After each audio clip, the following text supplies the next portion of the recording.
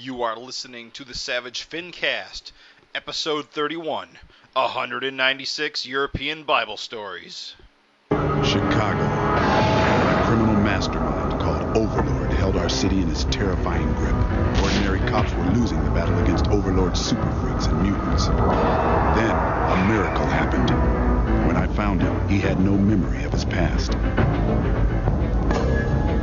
I helped him find an identity and a life. Now we have a fighting chance. Now we have the dragon.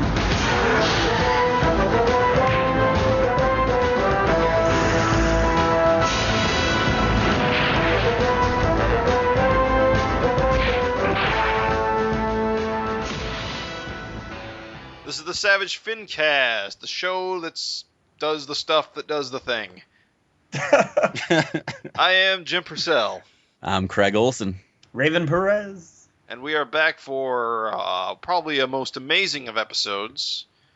We are going to have, again, as we like to do, the one and only Erik Larsen. Yeah, I'm excited to talk to him. A lot of crazy new things coming up on the horizon. It's going to be a juicy interview. Scoops. Wait, something about ice cream. I'm bad at this. 2 scoops. What is going on? I'm trying to make an analogy. It's not coming out. Move on. Oh. Moving along to news. Well, no, before we get to news, anything exciting going on, gentlemen? Who wants to lead this? Go for it, Raven. I just don't have the largest of news for myself. However, I did want to put in, I never like to use the show for plugging for myself, but I am very proud of my friend for taking a Michel Fiffe style plunge here into professional comics. So I got a friend who is going all out.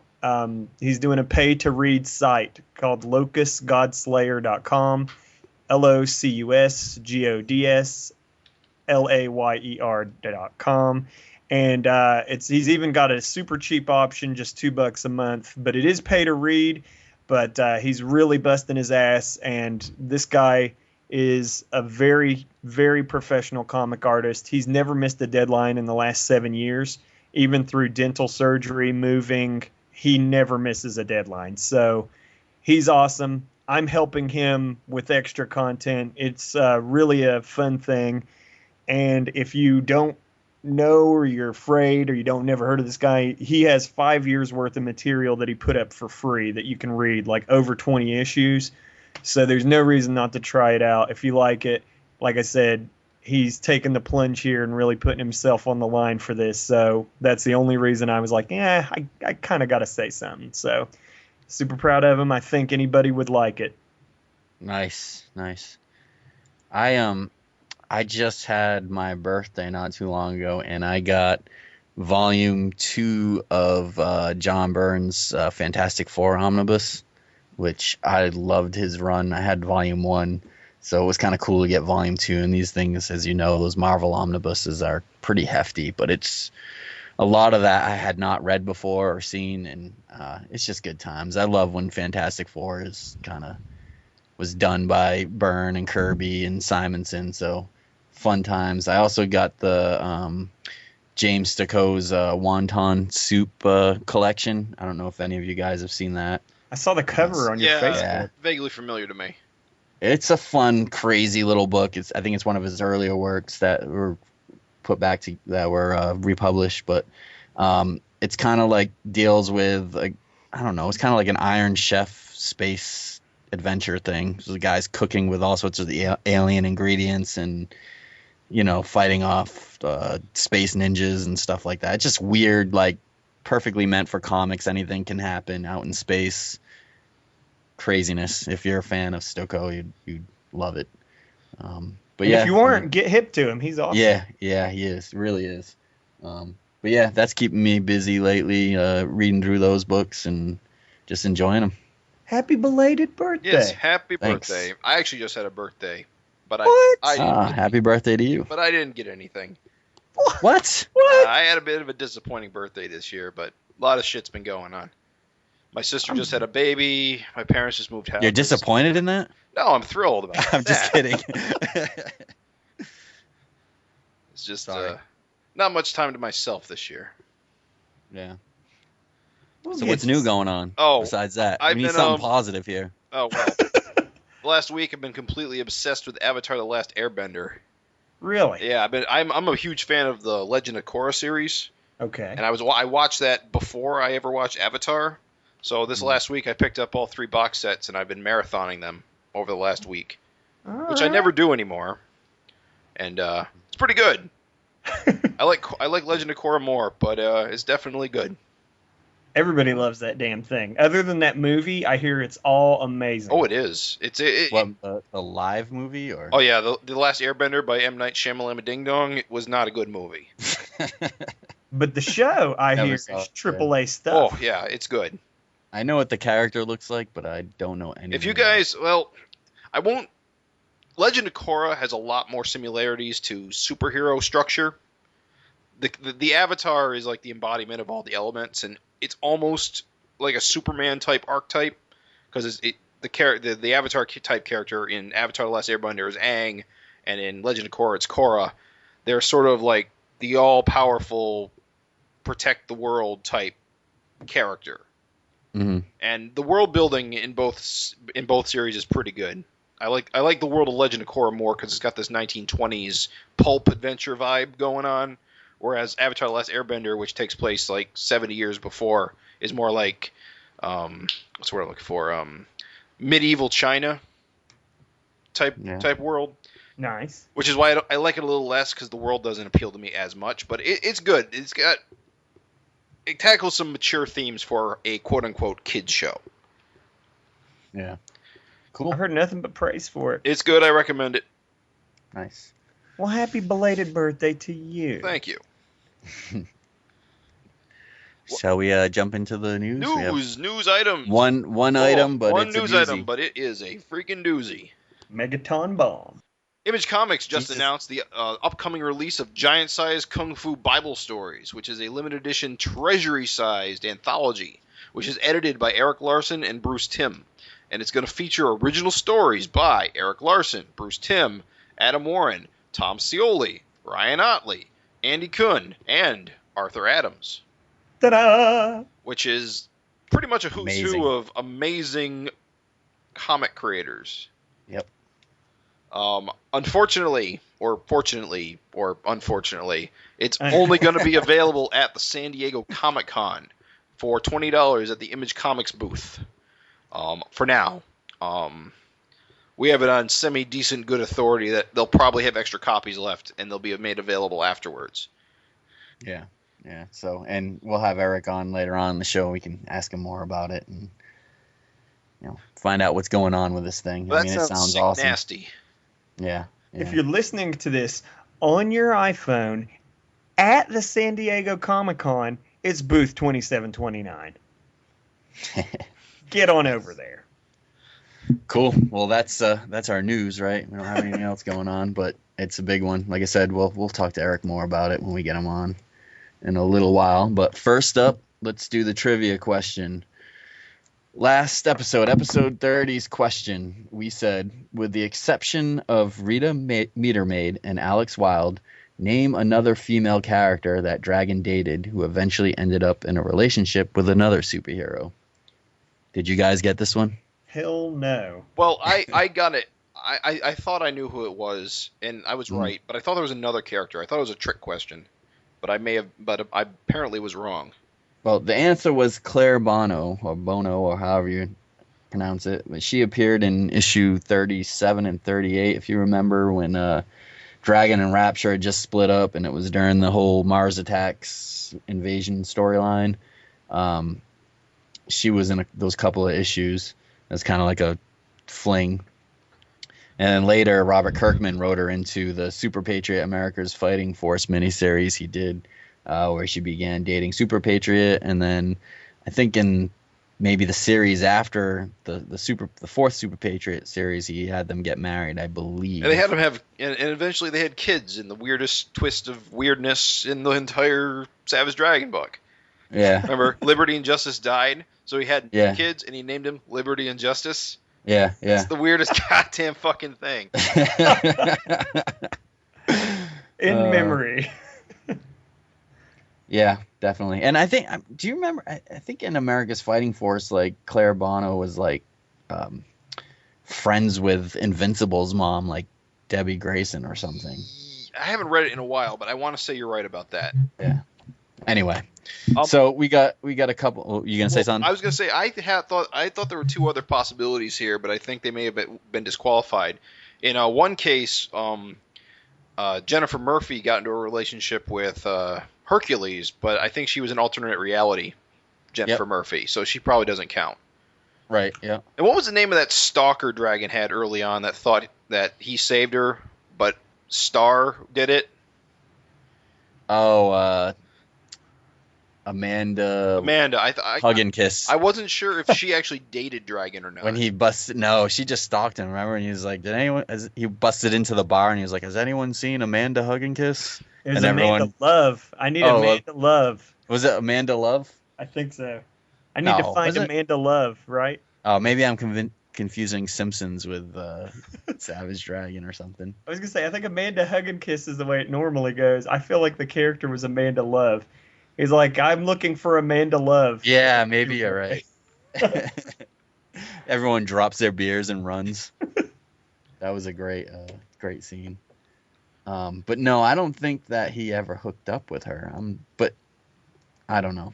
Anyway, 20 years. Yeah, we had we had two responses. John Bond, I guess. That sounds right.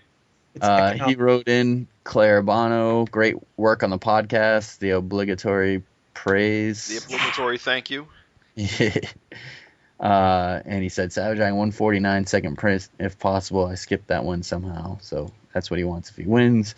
Simon Millette, who you know him as the guy that's doing the little strips right in the back of the new issues, the Average Dragon strips. Average Dragon.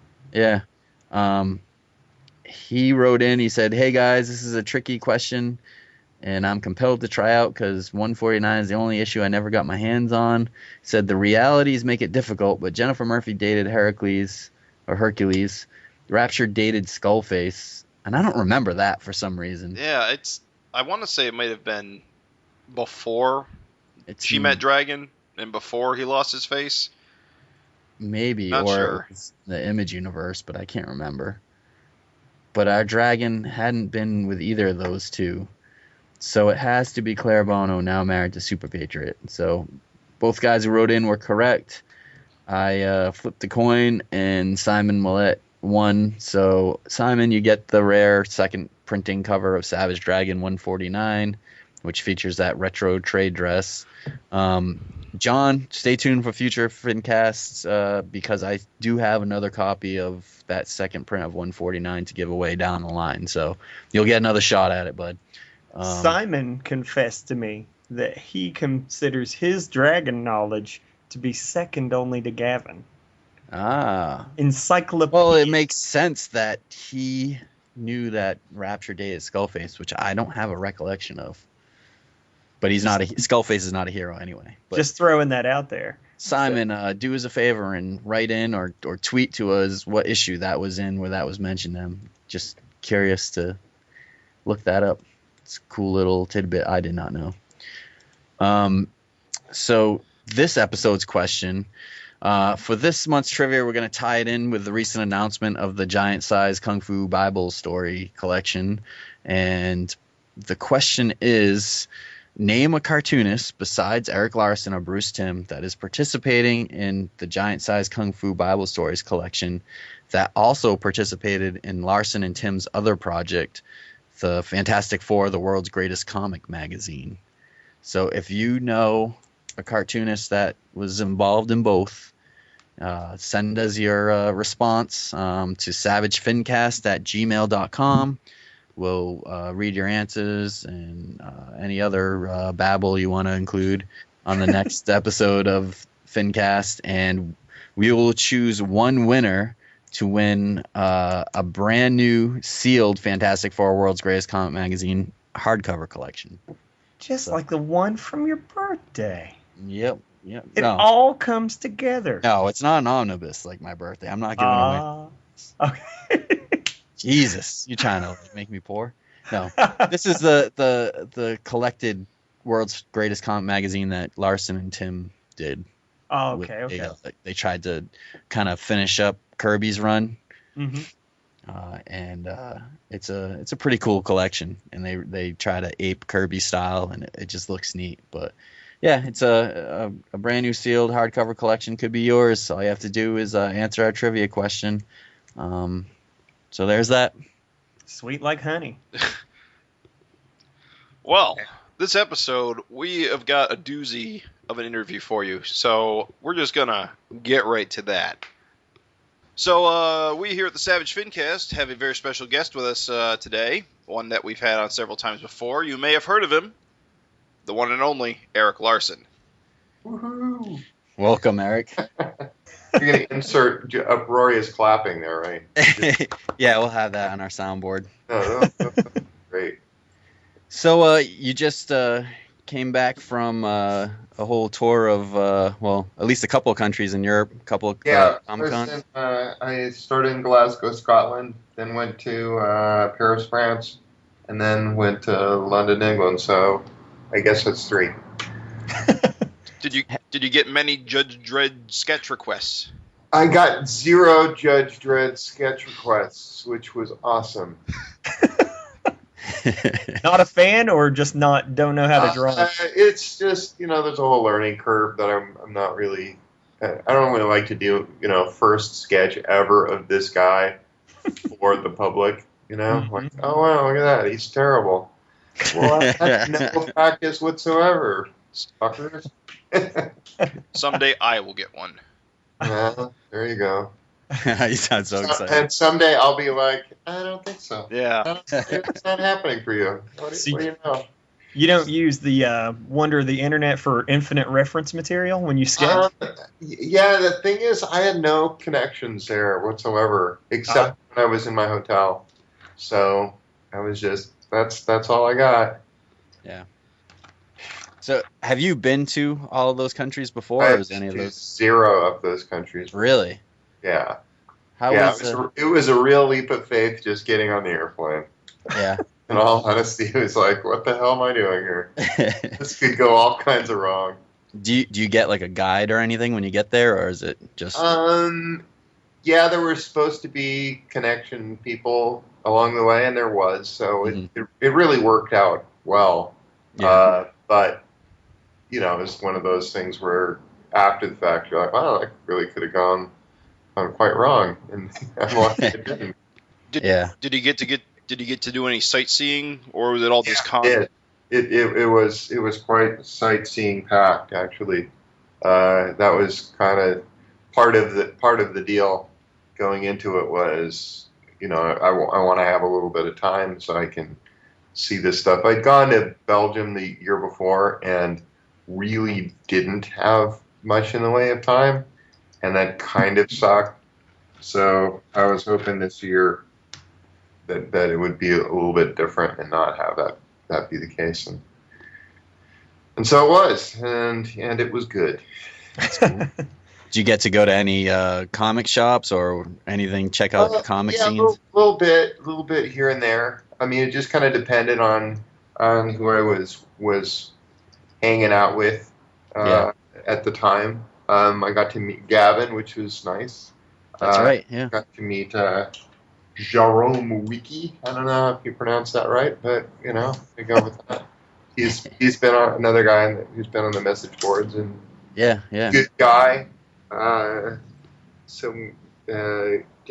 to pal around with a few folks along the way. So, life is good. Yeah. How would you compare the comic conventions over there versus some of the American ones over here? Are they pretty much similar? Fans are pretty much the same wherever you go, or is there more enthusiasm? Yeah, it's no different. It really isn't. As much as you might like to think, oh my gosh, it must be crazy different. It's like, no, it really is. Yeah. It's crazy the same. It seems like somewhere like France, though, they're more open to, of course, like the European style comics, and it seems like they have more enthusiasm for comics in general, just different kind of types of comics. Do you find that, or? To a degree. I mean, their comics are really great, So that can be a little intimidating, but it's like, holy crap, you guys really know what the hell you're doing over there.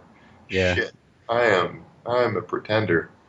Yeah, I mean, once you go in, and I went into one of those places and looked at all the various European albums and stuff, and I was like, holy crap, this is hardcore stuff.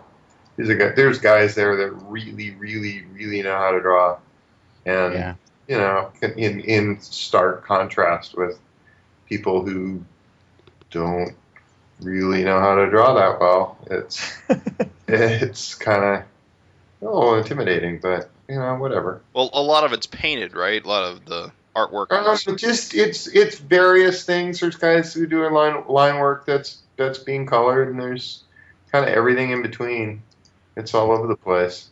Anything new on your radar because of the trip? Not really. Not exactly. No. I mean, there's stuff that it just depends on the scene. Some guys are.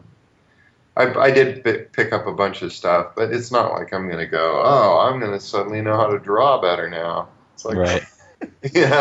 There are limits to my superpowers here. I like that. I gotta imagine there were a lot of fans though that were excited to see you just because you don't get over there, and very much so. It was kind of a, oh my God, this is my one chance to get a commission. So right. So I'll get Savage Dragon with a harmonica. Yeah, I'm gonna get. Yeah, it's like, so let's get that going on. Yeah, there's a bit of that. You were posting, I think, all of the commissions that you drew pretty much on Twitter or Facebook, and it was pretty interesting to see. And of course, you're gonna get the guys that all want Spider-Man or Savage Dragon because those are your that's what you're known for. But I know, like you were saying on Twitter, sometimes guys just say, hey, give me Savage Dragon playing a musical instrument, or they just want something. A lot of guys want something that's gonna be just different. Because I think if you go, I want Savage Dragon dressed as a cop jumping out at me. I'll do it, and it'll be outstanding. But at the same time, it's like there's not hundreds and hundreds of different ways to do that. It's really gonna be similar to this or that. Right. So guys who are just coming in going, give me something that I've never seen before, which is another one that people will do, and then you go, don't make it so broad that it figures they're getting stymied here, Like, they're gonna spend that money. That, I mean, you want Dragon with a musical instrument? Well, just pick the instrument. I mean, it's like either that. It's like, or provide some frickin' reference if you're just gonna go there. It's like, how many instruments can you just draw out of your head? Right, exactly. Wood block at a convention. I'm not sitting there going, wait a minute, anybody got a musical instrument around here? I need reference. Hence the harmonica. Say triangle woodblock harmonica. Yeah, that's it. How many sketches or commissions were you doing per day over there? I mean, it seemed like there were at least almost 9 or 10 a day or something like that. Yeah, it was something like that. It just depended on where I ended up, and like the first day Glasgow, I did 14. Holy crap! Which is that? Are you bringing them back to the hotel room and finishing it up? No, I try not to do homework. Right. What has happened on some occasions, it'll be I'll actually end up doing them the next morning, but they got committed to being done that day, and so it's like, I say 14. What it really meant is I did 12, and then the next day, morning, I got up and did the last 2, and then I didn't really have that. It was weird because it's like on the second day, I think 2 people asked me to do commissions, and I think it was because everybody wanted to make sure that they got theirs and they got their first in line, and so the next day it was like, we've already got ours, so we're good. Yeah, well, it makes sense seeing that, you're hardly ever over there, and they don't know when the next time you'll be there. They want to make sure you got that carpal tunnel early. I want to make sure that when you're crippled and incapable of drawing, that I got mine. So, screw y'all. And so, how was meeting Gavin for the first time? I mean, we all know Gavin, and for the listeners, probably know who he is too. Gavin Higginbotham, who's become kind of your fact checker, editor, Yeah, no, it's helper great. outer. He's a good guy. So no complaints there. There was, oh my God, the BO is amazing. No, Well, I mean, it had to have been pretty exciting for him. No, He's it was probably actually, I think it was probably cool for him, and I think it was certainly cool for me because it's like, it's nice to bump into guys who really do give a shit, and that's right. and it's that was kind of the cool part of a lot of it was just meeting people that are really super into it. Yeah, because it's like I've kind of met all those guys here, and so over there you got a whole different group of guys, and some of who are like, I've been waiting to meet you for 20 years or 30 years, and that's something.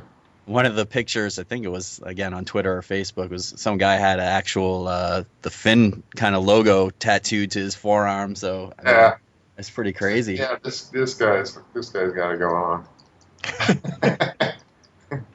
It's like, wow, I'm not doing that. I mean, I'll have the book and all, but just seriously, come on, draw a line somewhere.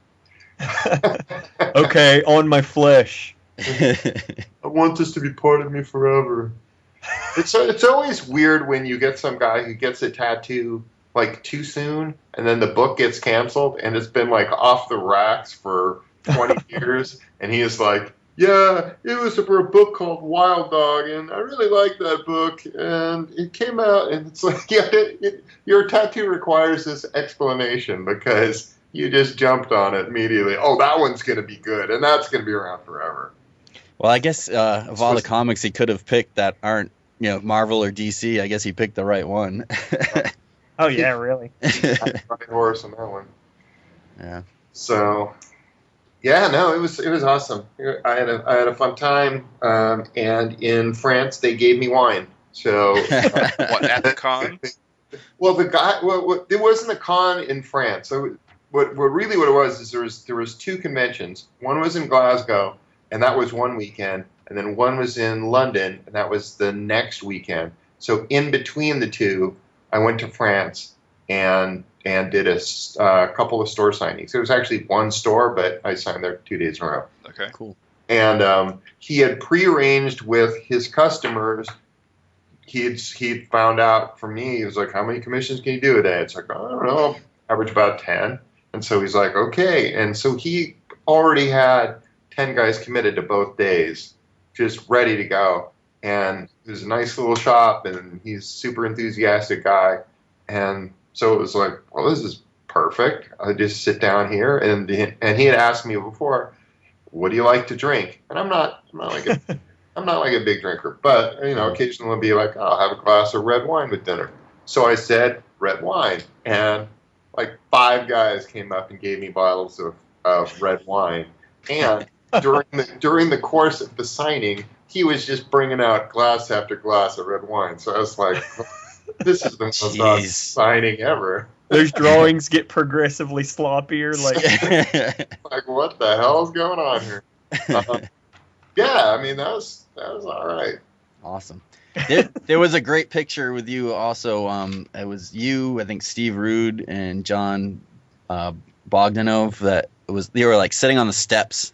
It looked like you were waiting for like a car or something like that. And you guys all have your sketchbooks out, sketching away. It was pretty cool. Yeah, no, that was cool. I had no idea that somebody was taking a picture. I guess it's like I would have sat there with my mouth open if I did. No, but it was just just one of those things where somebody happened to be going, I gotta get this capture this Kodak moment here. Yeah. There's a bunch of great cartoonists right there too, man. I mean, I think John's super underrated, and Steve Root is the best. Yeah. Those guys all good. So, yeah, no joke at all. Cool. I love the Photoshop of Gavin's face and your face switched. Just a stroke of genius, Mark. I didn't even realize that. Oh, that's so funny. Dude, you got to look at it. This is Mark Welser, I guess, posted it, and it's on the Facebook thing, and I was just like, someone's like, they could be brothers. And I knew the Photoshop was coming as soon as I saw the picture, and the internet never disappoints. Yeah, the internet really is the most awesome thing in the world, isn't it? Thank God. Thank God for the internet. It's like you can think a thought. You can think a thought, and someone else is doing it while you're thinking it. Yeah. I wasn't going to do it. Yeah, well, let somebody else do that. Exactly. So speaking of internet, the story broke over the internet, I think yesterday, that giant-sized Kung Fu Bible stories is going to be released at the San Diego Comic-Con. After so many years that we've been talking about this, and good Lord, it's finally done. I mean, Bruce Timm, God bless him. He did his part of this like 5 years ago, 6 years ago. I mean, he did it a lot. I remember the hints about you working with something. Yeah, with Bruce. and it's like, holy crap, he has been patient, and I've just been trying to get everybody else on board for this thing. And the unfortunate part of it was just that the parameters were so broad that I think it becomes intimidating.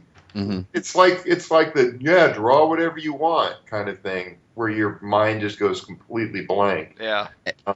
And you want to maximize, the treasury edition size. Hey, one is a treasury edition, and we want, so make it all big, and it's like, well, geez, that's a hell of a lot of different things that could possibly be done. And it was, we wanted it to be people coming up with new characters and stuff like that, and and some of it, and I mean everything in there is pretty solid, so I can't complain, but it just took forever to get. Well, I mean, you look at these names, and I mean, these are guys I want to see on a treasury size page. Arthur Adams, Ryan Otley, Tom Sholey. Yeah, Tim. Yeah, there's nobody in there. Well, this guy sucks. It's like that's all good guys. Everybody did good work. No complaints there. What are the size? Like, how many pages is each story? Are they different? Generally, people are. I told everybody to do 8, and it's generally people stuck to that. There were some weird ones in that like Tom did 2 different things. One of which was like 2 double-page spreads. So they were like, well, this is going to screw up the pagination because everybody else is going, right-hand side, then left. Right. And you're showing up with these 2 things. So that sounds like something he'd do. Yeah. Well, actually, Arthur Adams' things ended up. He had said he would do a story, and then he totally didn't do a story. And so, what ended up with him is I just kind of called him up and said, "Pinups, do you have any single pages that I can run in here?" And he did. So his part of it is pinups, and I was totally gonna call that. I was gonna say, is Arthur Adams just pinups or a story? It needed so that I could make the pagination work, because it needed single pages that I could slip in every now and then to go, okay, yours is double page spreads. Well, let's slip this in here so that works, and then afterwards, let me slip another one in there so that I can get it back to normal. So no fake ads or anything like that? No fake ads. The back cover just kind of is, hey, this is all the guys who are in the book. And so it's not really a story page, but other than that, everything is either, credits on the inside front cover or actual story pages. Sweet. Does So, it have that feel? 64 pages. My part is actually the longest. It's a full comic, essentially. Nice. It's a 20-page story. Oh yeah. So there's how that works, and it kind of ended up being like, well, somebody's got to do it. Work here because it's never going to get done if Right. nobody does. So Is it the Scooby Doo story? yeah, Oh yeah. Oh, yeah, breaking scoop. yeah. No, it's that story that people have seen that thing for a while, and actually I had drawn it initially small, and then I had penciled the whole 20 pages, and then when it got closer to time that it's like, okay, you really need to start inking this, I was like, you know what, I'm going to blow this up.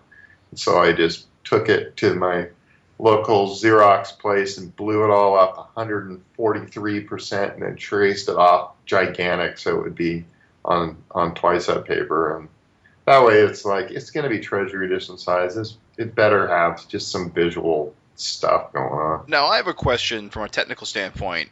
To blow it up, how do you ink over that, the blown up version? You ink it on a light box. That's what you do. Okay, so that goes right through the Bristol board? Yeah, it does. Okay. Yeah, it was a necessity. It was like, there's no other good way of doing this, so do it that way. Well, I couldn't be more excited for this damn thing. Now I'm curious, does it actually contain kung fu or Bible stories? It does not. Ah. But it is giant size. It is giant size. It is giant size. It's got that going on. Does it feel like the old Treasury editions? Were you able to replicate that feel? Is it on newsprint or? It's not on newsprint. It's on better stuff because fuck it, Right. Yeah. They're doing better color and it just didn't seem like that made sense. Right. Is it like the non-glossy stuff that you did with the no, it's Golden Ink glossy books? as all shit. Oh. It really, because Bruce had hand colored his story, and it was gorgeous, and really any other kind of color or paper would have it just wouldn't have been as bold and bright as it was. Mm-hmm. So Tom Scioli kind of does some faux newsprint in his part, and it looks a little weird just because it's on glossy paper. But right, we everybody can't get their way. Right. Yeah. How that works is there needs to be a little bit of okay, this can't work for everybody. But it looks great, so I don't think anybody's going to complain. So what about availability? This is a Comic-Con exclusive for now. It is. We printed up a sizable chunk, and it's like I can't imagine that we're going to get rid of the ridiculous amount we printed in San Diego. So if we don't, then those will be made available to comic stores, or we'll bring them to other shows or something. I can't imagine that people won't be able to get it. And if it's just flying off the shelves, it'll be like, all right, let's go back to press and do this again. Digest size. Yeah, this time extra small, because that's the way you wanted it. Is Otley's portion sizable, like 8 pages or? It's 8. Everybody really does 8. The only exception to that is Arthur Adams, who does pinups, so he has 4 pages scattered throughout. Very cool. Cool. Yeah, this is going to be cool. Yeah. So it starts. It leads off with Bruce Timm, and really I kind of ran them in the order in which everybody finished them. So it's like, all right, you're the last guy. You get the last place in the book. Back of the book, Adams. Yeah. The only exception was because there was the middle of the book could potentially, it's not square bound. It's saddle stitched. Mm-hmm. So because it was like, oh, this is a double page right in the middle of the book, I fudged things a little so I could have there be a double page spread in the middle of the book, so that when it opens up, it's like, oh, check Yeah, that. that's gonna be awesome. Nice. So- Pull it out and hang it up like a poster. Yeah, and it's the Scooby-Doo shot that's in the middle of the book. So.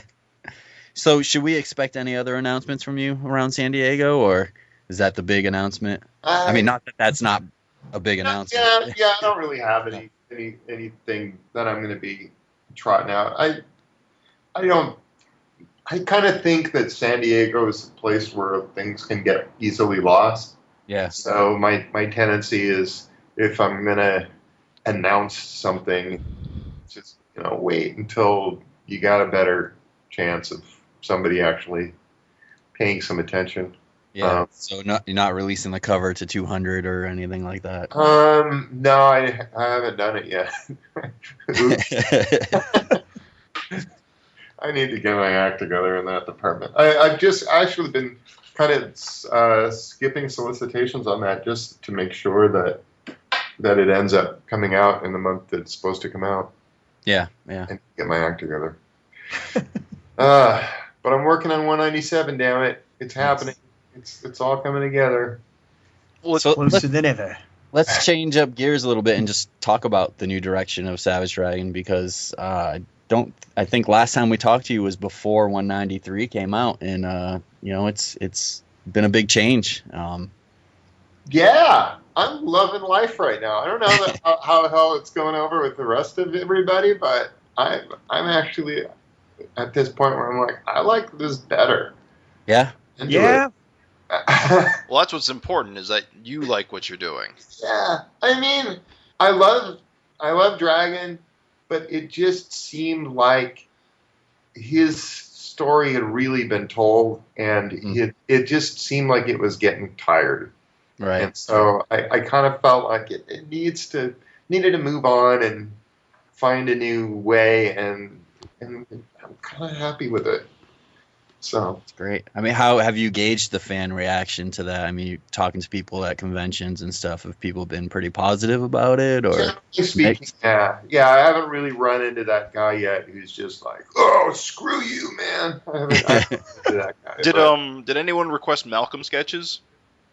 No. Commissions? No. Well, Gavin did. And it was well, Gavin did, but that was He doesn't count. That was with Dragon. Yeah, right.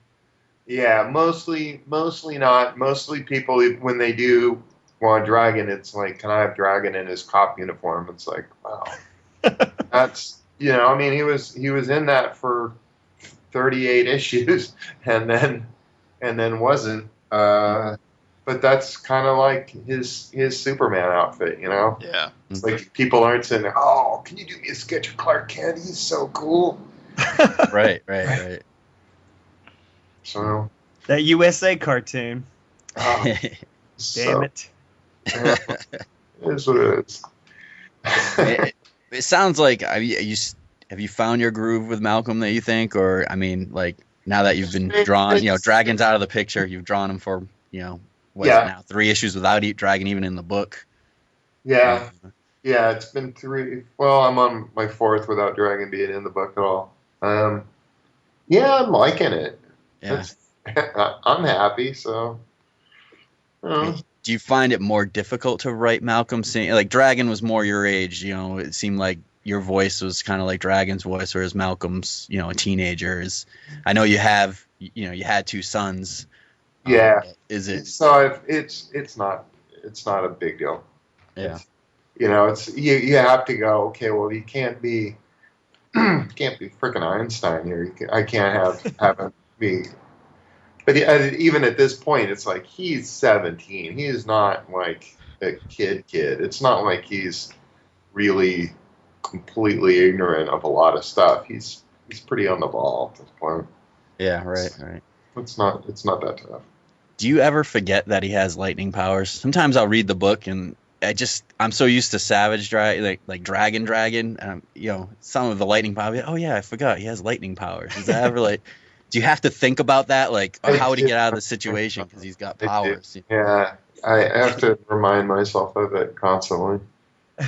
You know, and sometimes it's just, oh, he's punching somebody. I haven't really said that he's used his lightning powers yet. I guess he'll be punching somebody and there'll be lightning dancing around while he's punching this one guy. Just to reestablish a little, sorry. I don't know. Well, the first from 193, and we've actually read 196. You know, you have these characters, these villains that kind of pop up. They don't seem Vicious Circle related, like Tantrum or Torment. At least those two guys. Yeah. Is there any backstory behind them? I know they kind of get killed off, but I mean, and you might not want to tell us anyway now, but I mean, they just seem to like appear, like these guys seem to be like, they're known to be around, like the police officers know about them. Is there something connecting those guys or something like that? Not necessarily connecting those two. There's just a lot of, you know, I mean, so many villains have appeared before that are just, Right. Hey, this guy's a fuck up. This guy's whatever.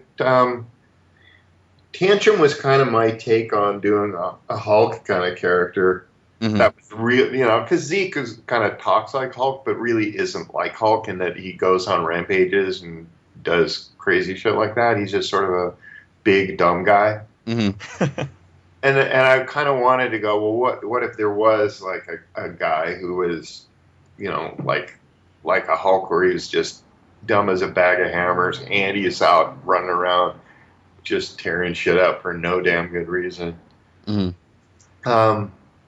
That's kind of where he was about. And then the other one, I kind of was playing with the devil on one shoulder and angel on the other kind of thing. Right. All right, let's goof with this a little bit.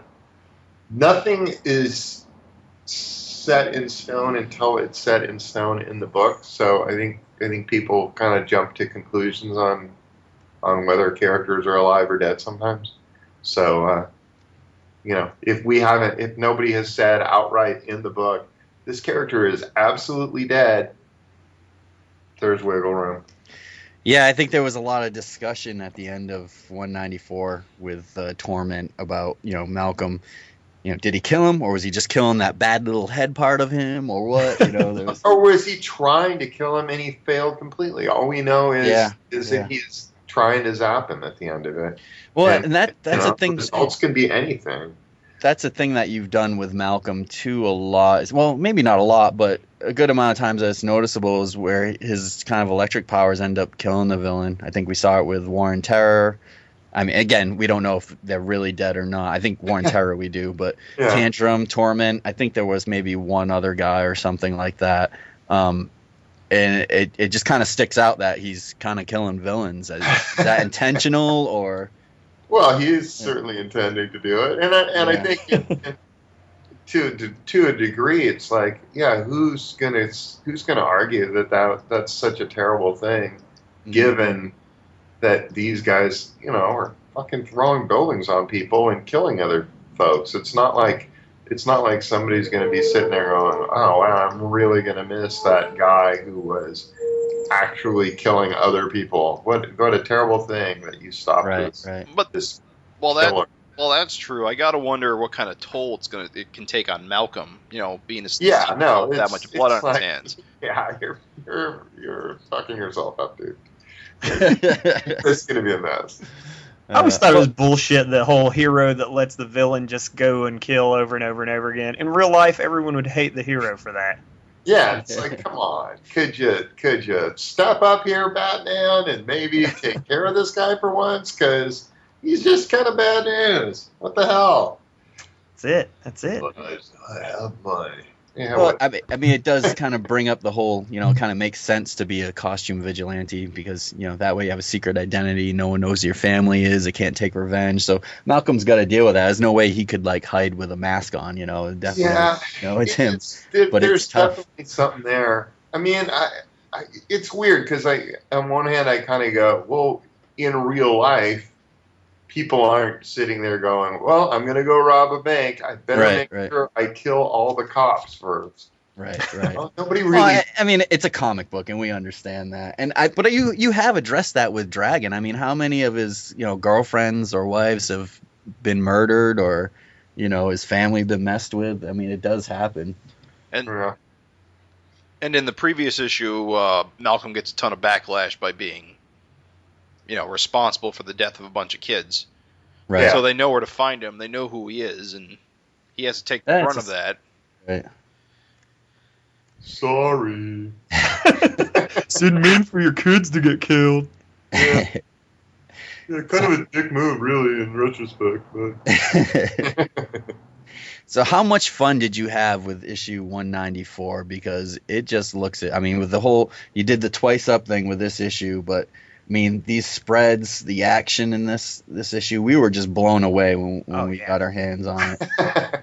I mean, yeah, this no, issue, I actually, I actually love working that size, and hope to. Well, actually, I'm going to make the transition to that just being the way I work.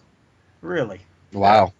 Just because paper that I've been working on has been not very good, and it's just been kind of a struggle every month to be fighting that. I can't do it constantly just because I'm traveling some, and can't sit in there. It's just physically too large to take with me. I would have to check it in my Yeah, life. yeah. That's a little riskier than I want to be with my life. I mean, really, it's like, oh, you lost your entire issue. Sorry. Right. Oh, we really apologize. Well, but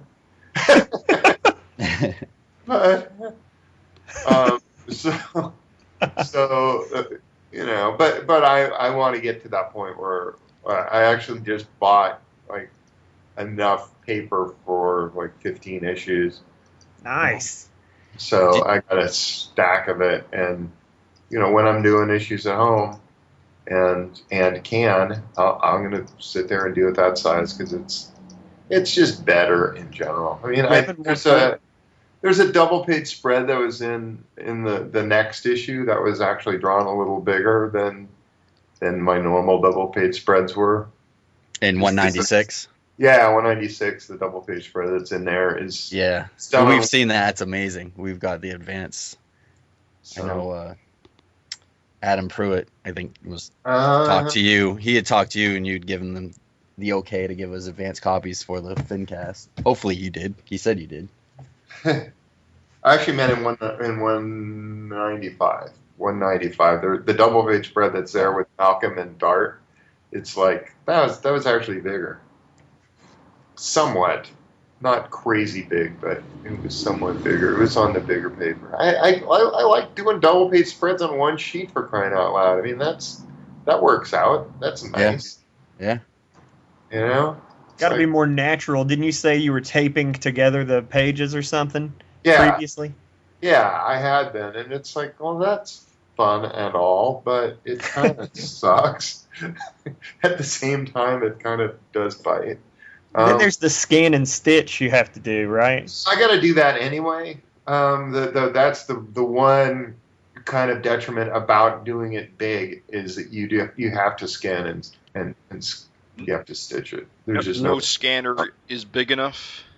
My scanner isn't big enough. It's not that. There probably are scanners that are that big. I'm not going to buy one just because I'm just a cheap guy. Don't judge me. And so I don't have one that's that big. I don't have access to one that's that big. So I'm gonna have to stitch this stuff together somehow, one way or another. And when I did the twice up issue, every page required at least 3, if not 4 scans. But Photoshop has something in it that makes it so you can stitch things together easily. Oh. So yeah. It's really not a big deal. But when it gets to be a big deal is when you're doing double page spreads, because it's tough to get every piece of it because there's a middle piece there that the scanner just doesn't want to reach. And so you have to take the lid off the thing and move stuff around. It's like, holy crap, this is an ordeal. but whatever. Can you at least do it in 2 halves, or you got to do it like in quarters? You got to do it in kind of quarters. Ugh. Actually, a double page spread is like 8 scans. Yikes. Ugh. And you got to make sure it's square, or else they won't line up.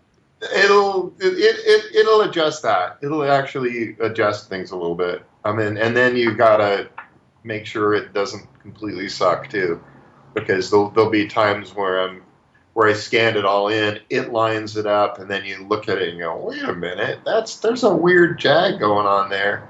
It made an assumption that was completely wrong. Oh. And it really works best if there's a lot of overlap. Right. Which is why I'm scanning it as many times as I am, because I could scan the top and bottom and then just manually stitch that together, because there would be just a 1/4 inch or something of overlap. But it's just better if you just do it in 4 pieces, and scanning's not a big deal anyway. So I want to say print shops can scan 36-inch wide by however long you have. yeah, but then I have to go to a print shop. Yeah. And when I'm doing my book, I'm doing it page at a time and scanning it and sending it off to Nikos to color. Oh. So it's like page by page by page, it's going off to those guys. And if I'm sitting there going, oh, now I have to go to the print shop 20 times. Oh, yeah. That doesn't make life easy. It'd be a pain in the ass. Yeah, it would be a pain in the ass. So it's like, or I could use this program which is made to do this, and it's right here on my computer in front of my face. I'll do that. Well, I mean, it seems like you're, 20 years into this book, it's like you're always kind of constantly tweaking things and moving things around. Now you're talking about doing the twice up. You switched colors a couple of times and letters. Now you're back to the digital. Oh, you're not back, but you're to the digital lettering. Yeah. Back with Chris, but it seems like it's all kind of come together now. Like it seems like you've found that kind of coloring style that you've liked, because it's kind of stuck around. Chris's digital letterings seem to have kind of fit in pretty well now with the sound effects. Yeah. It's all looking pretty organic. Are you at a point now where you're pretty happy with the way the book looks? Yeah, pretty much. I mean, it comes and goes. I mean, I'm sitting there doing this issue now. It'll probably be my last small board issue. I mean, it's conceivable that there'll be more later on down the road if I'm traveling a lot, but I'm looking at this now as the last one, and it's kind of going, yeah, working this small, it's not what it ought to be. Because when you work at a bigger size, it's just, you can just do stuff that you can't do ordinarily. Right. Whatever. Did you do 196 twice up, or any like that spread on that? Yeah, that whole issue's twice up. Yeah, you can tell. I think now knowing, like, with 194, you can kind of tell, especially on the double like the full spreads, Yeah, no, it's just suddenly you go, there's some tiny freaking lines on here that are so itty bitty. How the hell did you do that? And then yeah, the double page spreads, you just go, I got all this space. Woo! Well, they look amazing. I mean, by the time this FINcast is live, 196 will be out. But that spread where Malcolm's energies, his electric powers are just blowing up the place, and the chains are whipping around. I mean, it's got so much like motion, like fluidity to it. It just looks incredible. That shit is sick. Yeah, sick. The building all like off in the background. That is sick. Yes. Yeah, I kind of like that one. Do you ever just finish an issue and just say, "Wow, I just hit it out of the ballpark with this"? Or you just know that. I definitely the twice up stuff. I just get more jazzed about it. Than the other, because it's like, there's fine. But when you're sitting there doing this stuff and it's freaking huge, it just I guess plays to my strengths, and I'm able to do more with it than I could otherwise. So. I mean, I could tell you as a reader, 193, to be honest, I wasn't a big fan of. 194 came, and I was like a little disappointed. I was like, oh, a new direction. I didn't really like 193 that much. 194 came around, blew my socks off, and blew everyone, away in the FINcast, because I know I still can't find my socks. Yeah. 190. We just read 196, and we all like collectively were emailing each other, being like, "Holy crap! Like that was really amazing." You want to talk about owning an issue? See, the thing is that I have seen people being like, "This isn't what I signed up for," and I'm just like, "What did you sign up for?" Because this book constantly changes, for one, and for two, if you're reading it, it is kicking ass. You can't read that issue and not think it kicked ass. Wait, you talking about 196? Yeah. Yeah, top to bottom, Eric. Bravo. I mean, we super enjoyed it. I mean, it's got everything you want in Savage Dragon. I mean, you seeing Malcolm in different states of being maimed and messed up, but he just looks cool as hell. You got Vicious Circle and, full effect, ripping buildings apart, chasing people away. That whole wrecking ball sequence, I was like, that's a win. Yeah, amazing fight scenes. That ugly fat dude. Yeah, he's awesome. Hilarious. Just hilarious. Yeah, no, that's one of the when I talked about, I could not keep that guy consistent at all. I was just in fact, there was a panel that I ended up using twice just because I was like, I can't draw this guy the same from panel to panel. Ended up making a couple copies of him, different size of his face, different sizes, so I could just painstakingly trace them off, because it was like, I can't do it. I pieces of him are sliding around. His ears are getting moving, and his face. It's like, fuck. I thought that was part of his condition, is that he was fat, but 20 chins. I think I look at him from the side and go, quite look like the same guy that you look like from the front. I don't know. This is. So anyway, he had to go. So he is the guy who had to die. Yeah. You're gonna have another blog post because I couldn't draw consistently, and it's like, sorry.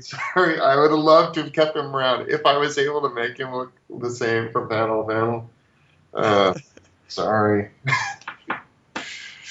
It was really just an amazing issue, though. I mean, I think it's something great for new fans. For old fans, you have the little nods to things like the Uglies Unlimited and seeing some old Vicious Circle guys coming back around. All the Rogue Warrior. Yeah. I'm always a fan when the cover is actually somehow part of the book. That's always a winner to me. Yeah, that was neat. That definitely was neat. Whew. I know. I was like, how am I going to work this cover in? It was, and I'm happy that the next issue, it's like, I'm already satisfied my next issue thing because I ended with Malcolm being all screwed up. So awesome.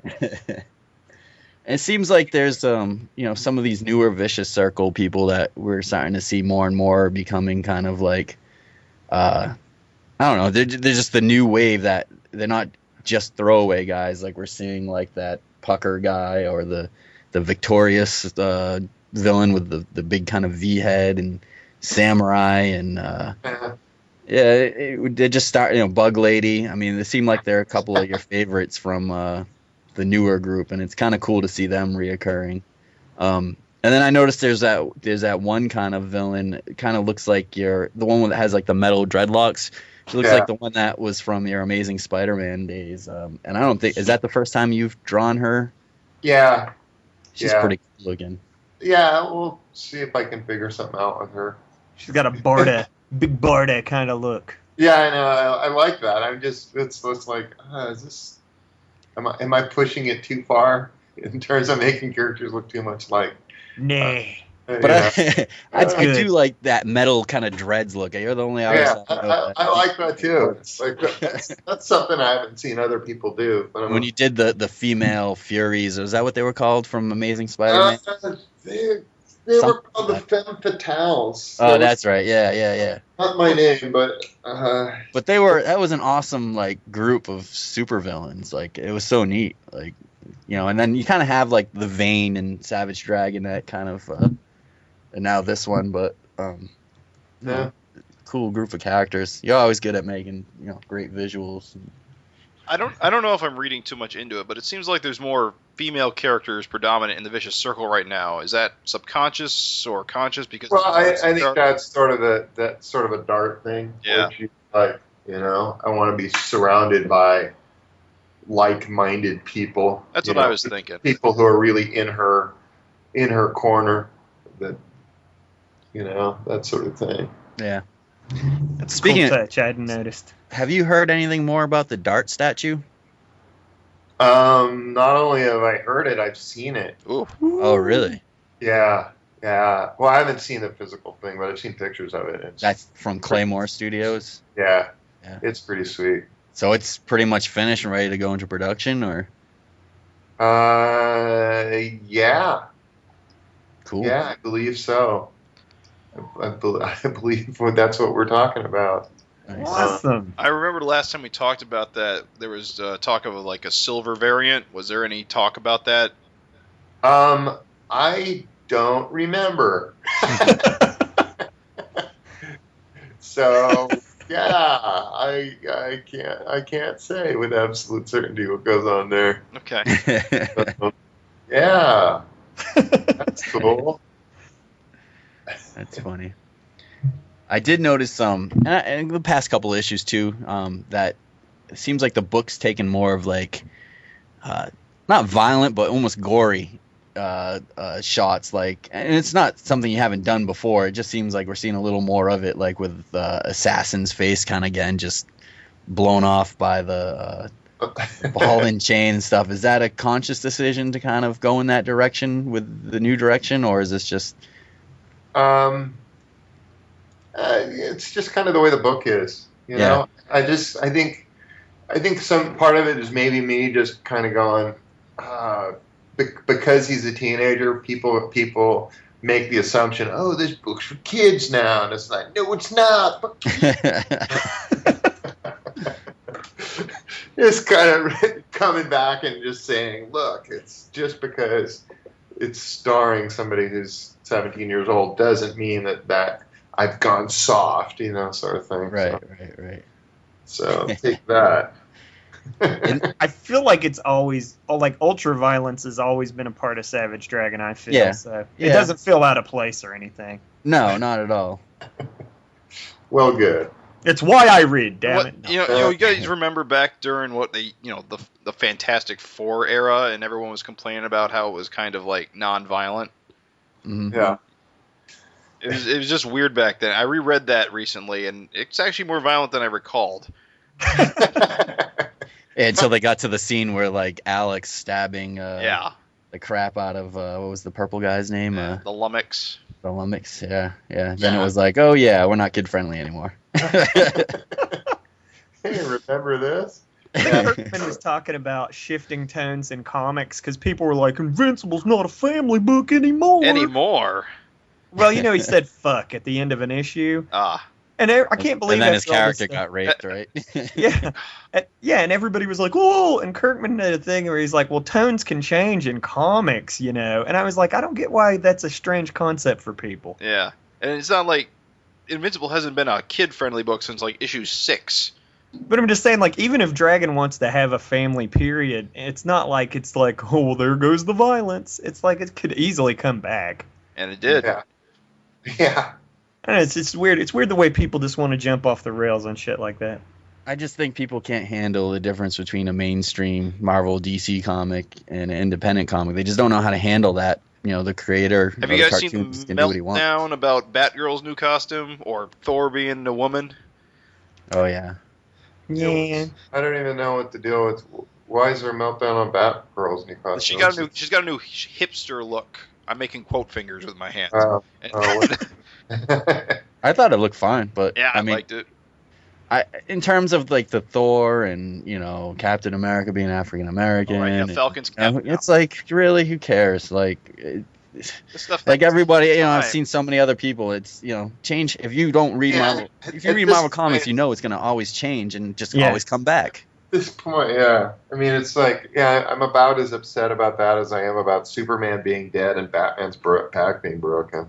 Yeah. Well, I mean, do people forget? Those permanent changes have really affected my life a whole lot. I mean, I guess people forget about Storm as Thor. That it's like Charlie Brown being surprised that the football is being pulled away. It's like, what is wrong with you fans that you will see this and go, oh my God, this time it's real. This time it's like, come on. Never mind the 5 other guys who have been Captain America or the 5 other people who have been Thor. Yeah. 10 other times they've all died. Yeah.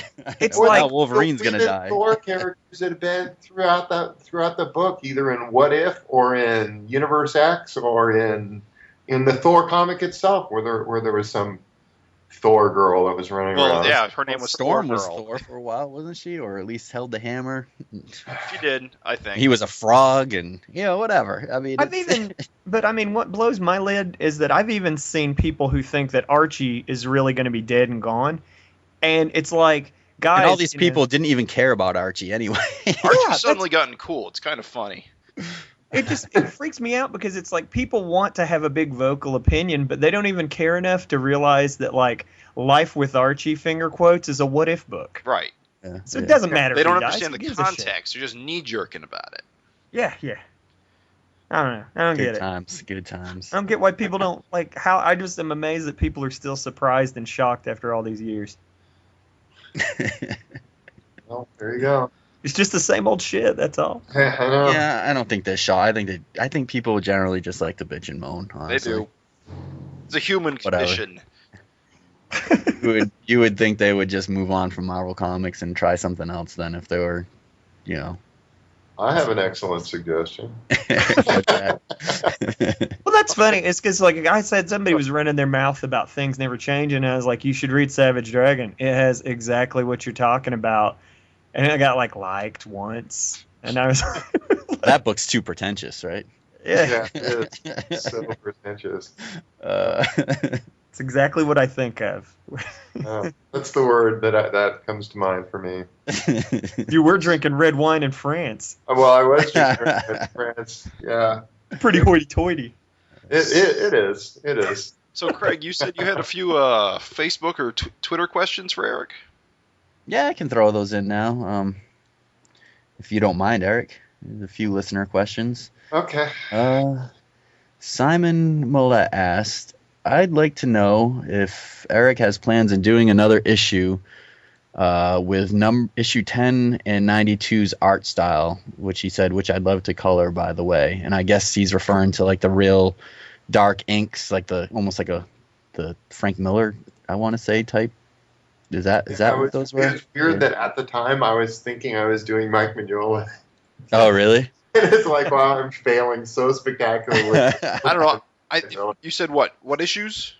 It was issue 10 and 92. 10 was it Jimbo, right? Yeah. And 92 is the vicious circle on the cover. Right. Like, Yeah, I love that issue. Yeah, that's definitely a more great Mike issue. Mignola to me than Frank Miller. Yeah. I think I'm just saying because it's got the real dark tones. Yeah. Am I ever? Who knows? Yeah. I mean, it really is going to depend on the story itself and what I want to do.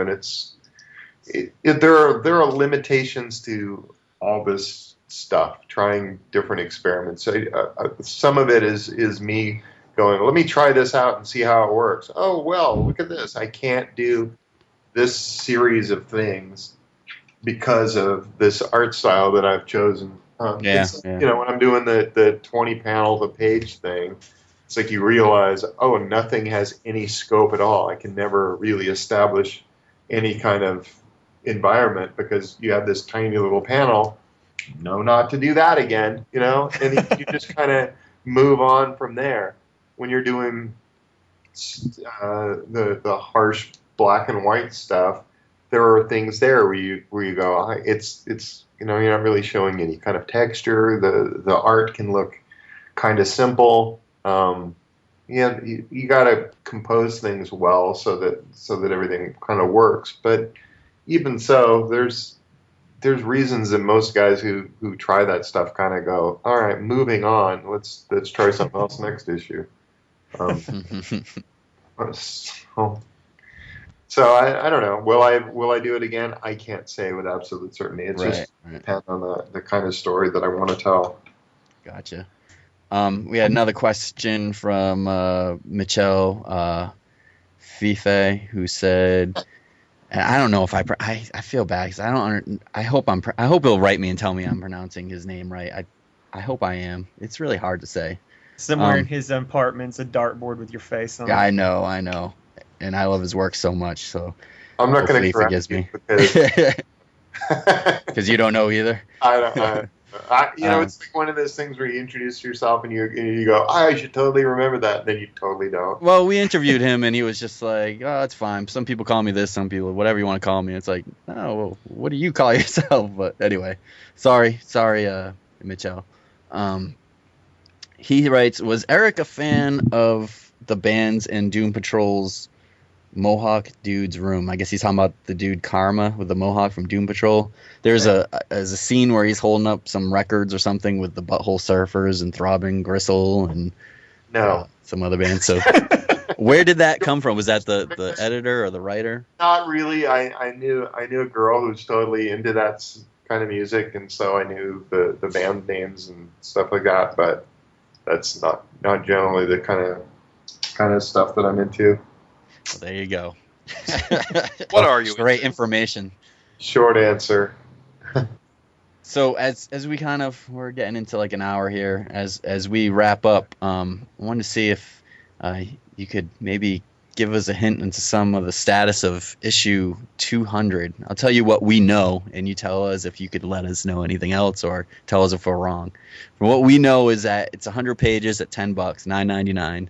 We know Chris Burnham, who's done Officer Down and Batman Incorporated, he drew a backup story that you wrote about Dimension X and I guess Glum.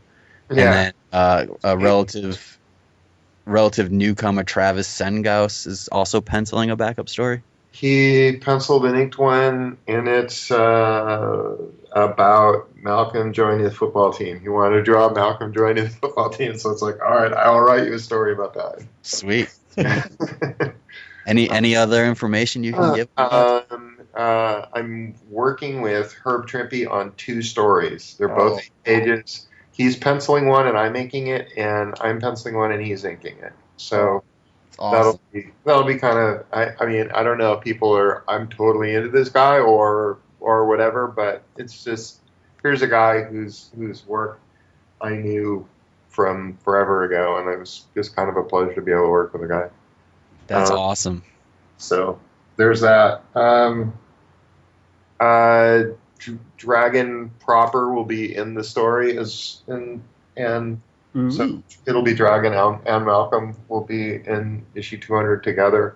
So Dragon will find himself out of jail one way or another, and the vicious circle comes gunning for him, and Malcolm needs to protect his dad from the forces of evil, kind of thing. Sweet. So that's kind of the major big thing that's going on. Also, Nikos is drawing a backup story as well, and that is a SOS / Angel Daredevil kind of story. So Sweet. It's got stuff in it. Anything with Gary or Frank? I'm sure there will be. Gary and Frank are doing a Vanguard story, which starts up next issue, actually. So, oh yes. So beginning with 197, there's another Vanguard serial which starts in 197 and I think ends in 200. So that'll be like the big like finale, I think. And if not, then it's like, oh, there's more of it. What a shame. No, I mean it'll be awesome if there's more. And right. Man. Super stoked about that. I mean, the last serial with Vanguard, they just hit it out of the park, man. That was so enjoyable. So yeah, I'm really looking forward to that. I love their stuff, and any opportunity to have them do more, yes. Sweet. Scott, James, and Gavin. Well, theirs got bumped up, right? Something like that, or yeah, I think that may end up being. I mean, I got to make at some point I got to make a flow chart to figure out how many pages I've actually got that are accounted for and how many. 100, 200. It's okay. We'll take it. Well, I mean, it should fit. I got to do this somewhat sanely. But yeah, I mean, it's going to be a cool book. So wow, exciting stuff. And then I stopped doing these 100 pages just because they're just a pain in the ass. I don't know that 250 is going to be that, because it's like, come on, what the hell? How do you keep doing this to yourself? It's like herding cats, getting us all grouped together. Working with artists. It's just easier when it's just you and you don't have to worry about this and that. Right. The tiniest little bit of I had to try and beg favors off of all my art buddies for my book, and I was just it was just so time consuming emailing people and herding cats. That is perfect. Well, I think you're a glutton for punishment, though, Eric, because every time you say this, you do next issue projects and Treasury edition anthologies and another 100-page thing. Image United. It's the thing is because I like it, Yeah, I know. Oh, this is a cool book. Look how big it is. Look how many pages are in here. Look at this. Look at that. And it's like when the end result is awesome. This giant-sized Kung Fu Bible stories, once I actually have it in my hand, it's like, this is so cool. But it's getting all those people to do the stuff they need to do in order to get this done. And do your own, Savage Dragon comic.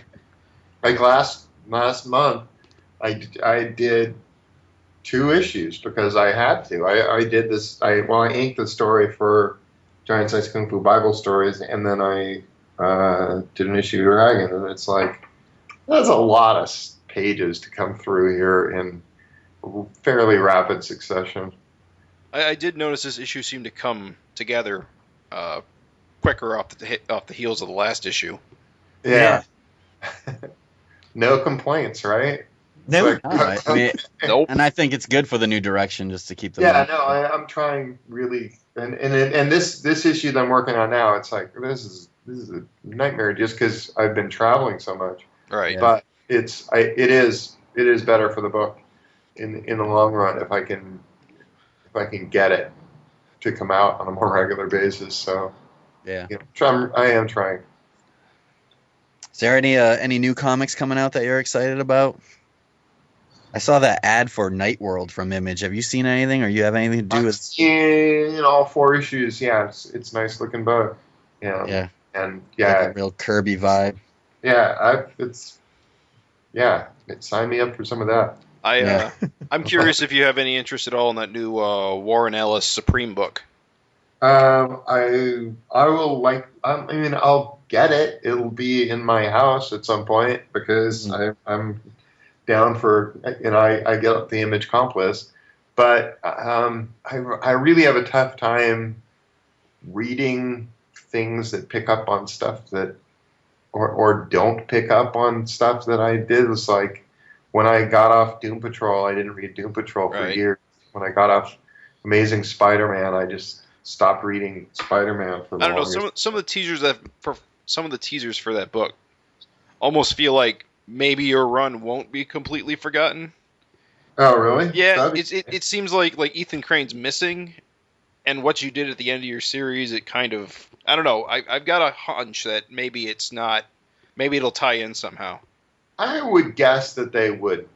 It just seems like, why would you do that to yourself? I mean, I think they kind of looked at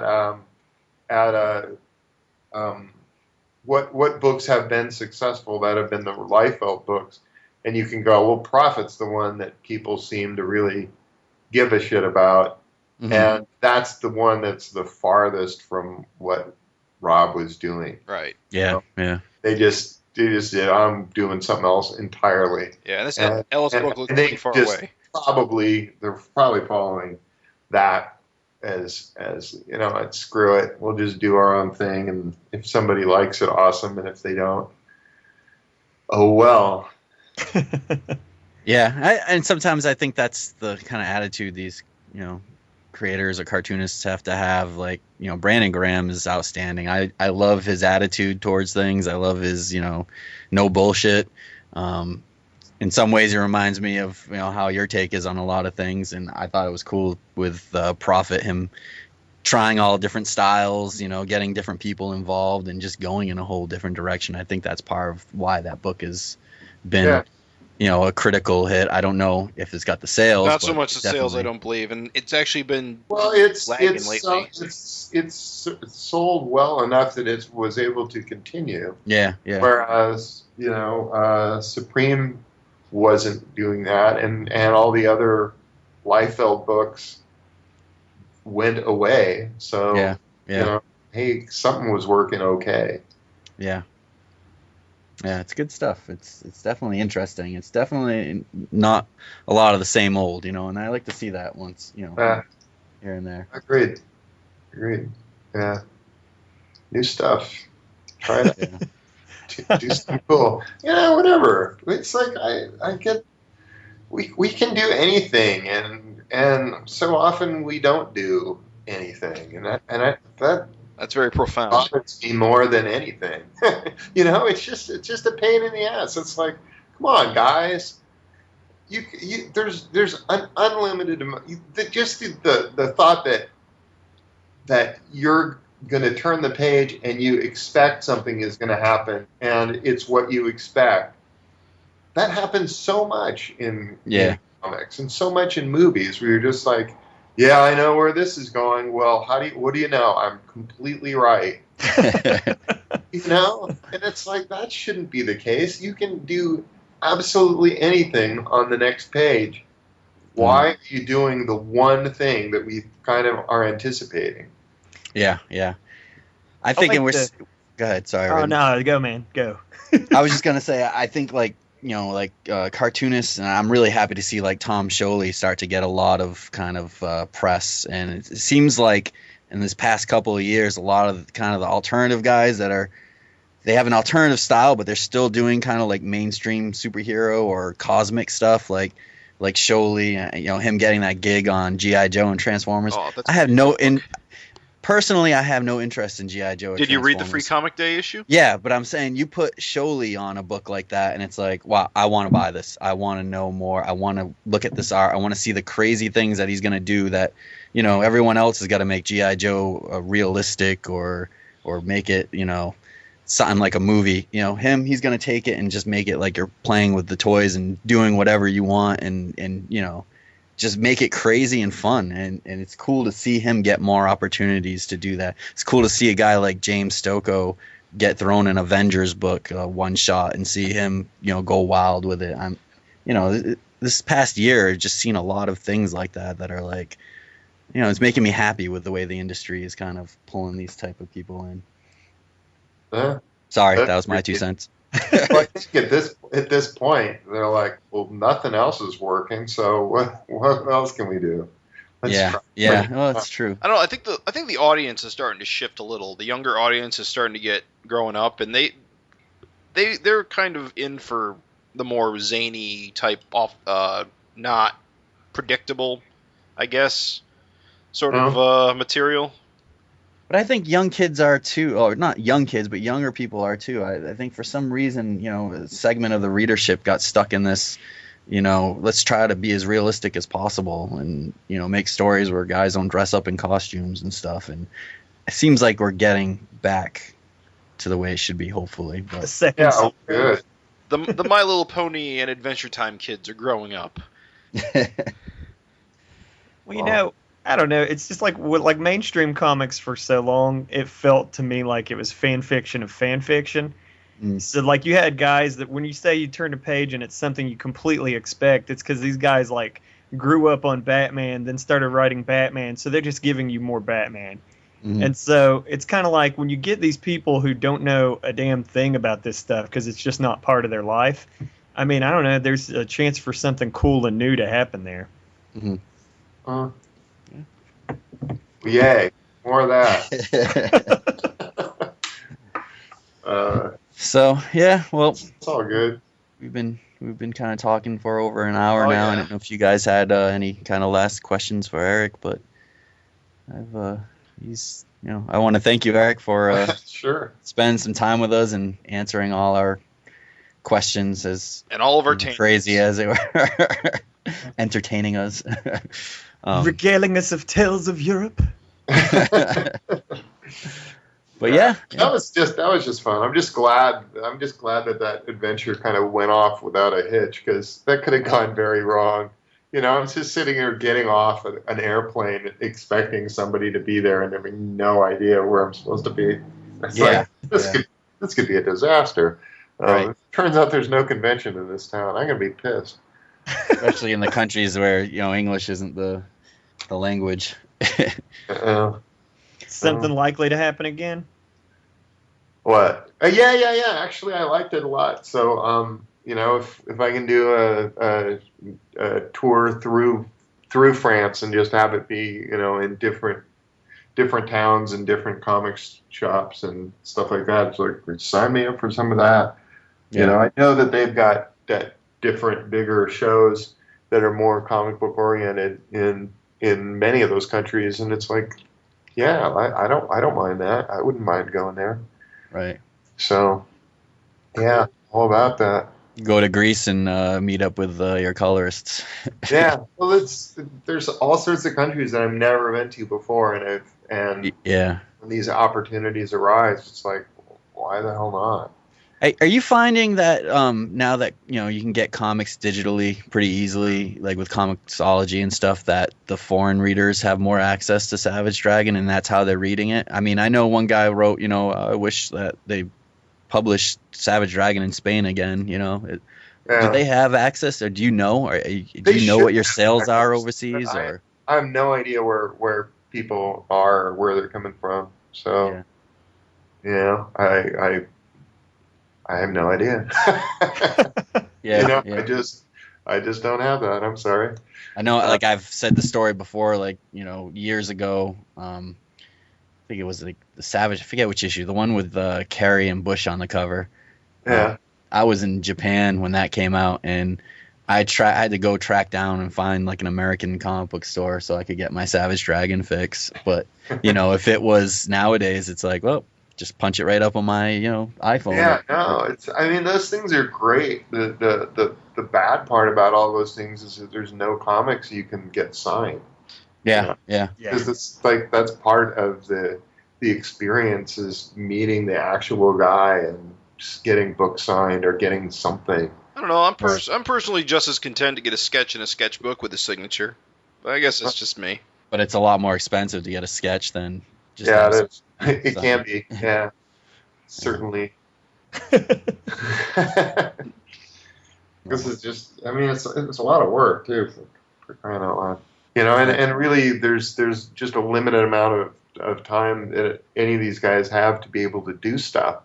And if it's full blown commissions, it's like, when I'm looking at it, it's like there are 10 to 12 people who are going to be able to get that over the course of a day, and that's not a lot of people, really, considering how many people read this stuff.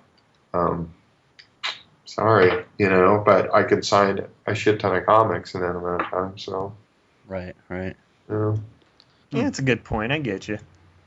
Well, good.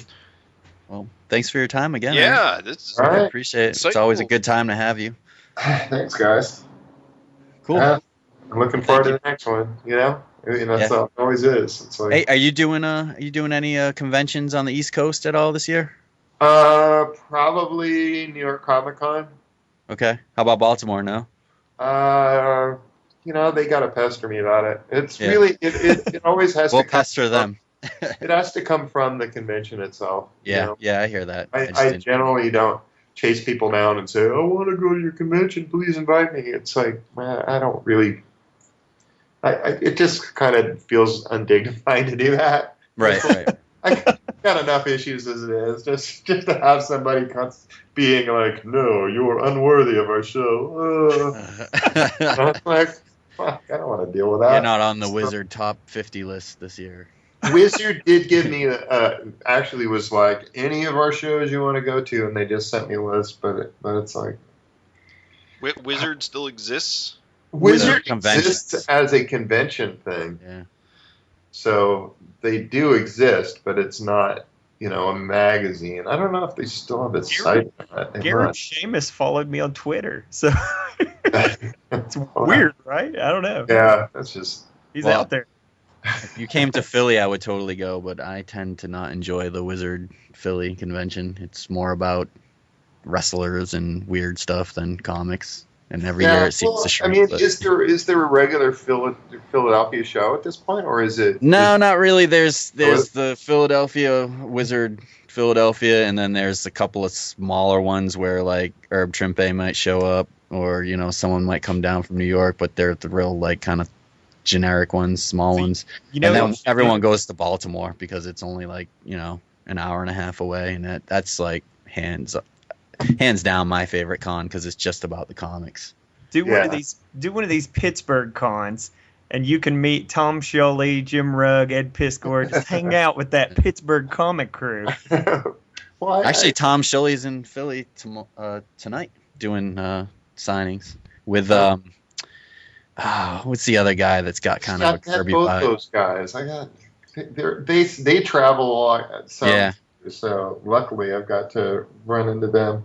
It's Scioli and the guy who, what's his name? The guy that just did the Fox comic. He's got that kind of Kirby Bruce Timmish. Oh yeah, Dean Haskell. Yeah, I like his stuff too. I might try to make it out there tonight, but yeah, he's just a kind of a fun guy to hang around. Actually. Yeah, I've met him a few times at the conventions. Always a nice guy. Yeah, he's like one of those guys you go, this guy is just always happy. Something's going all right for this guy.